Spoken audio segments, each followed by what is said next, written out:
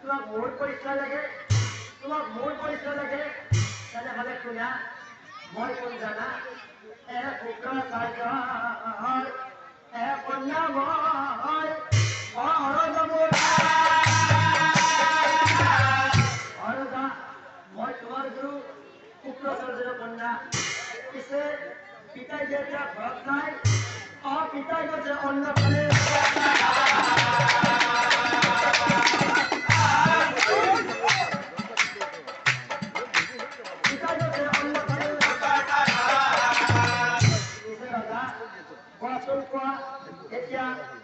তোমাৰ পৰিচয় কোৱা, কি কলা কন্যা? তোমাক মোৰ পৰিচয় লাগে, তোমাক মোৰ পৰিচয় লাগে।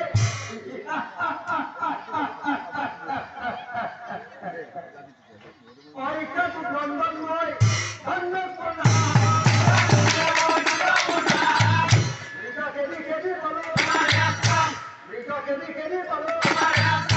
কন্যা তোমাৰো দেখি মোৰ অবিমোহিত।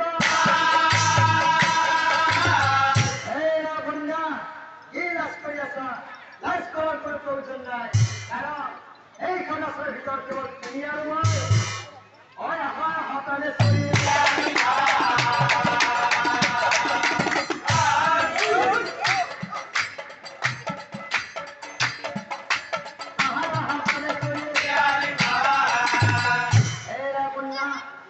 লাজ কৰাৰ কোনো প্ৰয়োজন নাই, কাৰণ এইখন আছে ভিতৰত কেৱল তুমি আৰু মই। হতানে চলি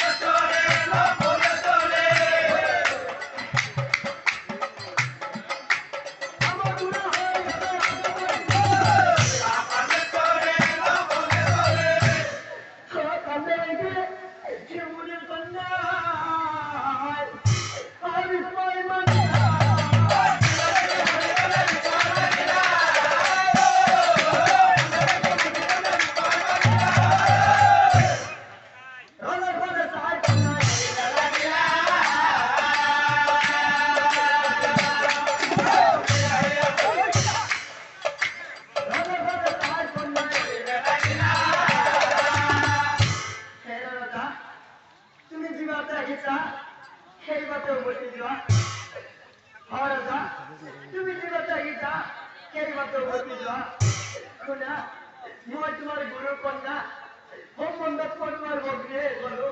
গতিকে ৰজা, ভগ্নীৰ লগত তেনেকুৱা কাম কৰিব নাপায় ৰজা, ভগ্নীৰ লগত তেনেকুৱা কাম কৰিব নাপায়।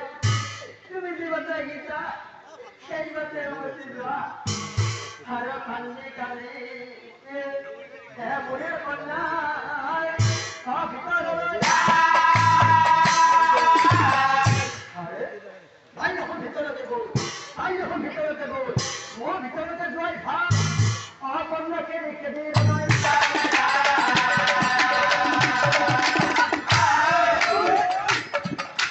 আজি মই চিনি নাপাওঁ কিছুমান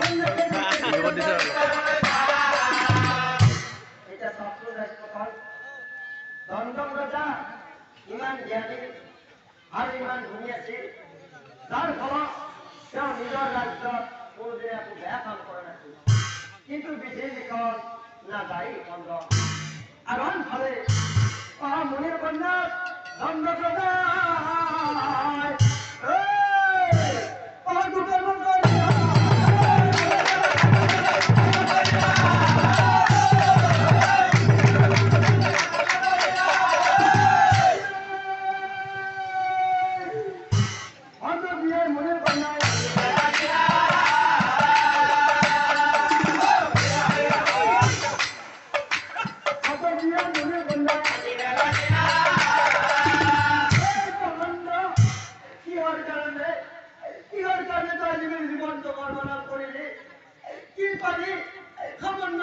কারণে তো জীবন জীবন তো কর্মনাশ করিনি।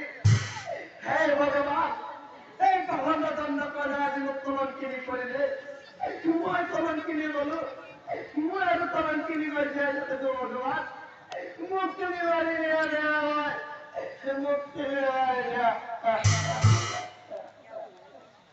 কে কান্দি তাকে পরাজয়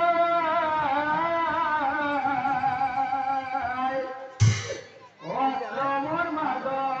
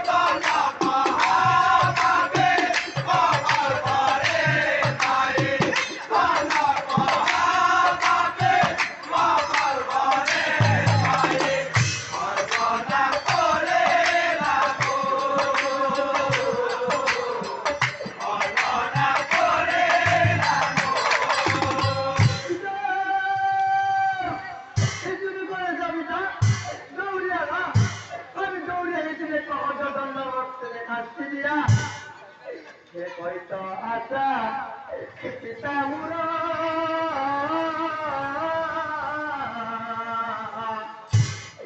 কইতা আশা তো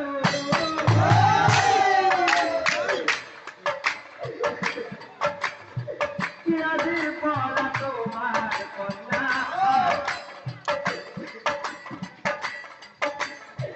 হলো ভালো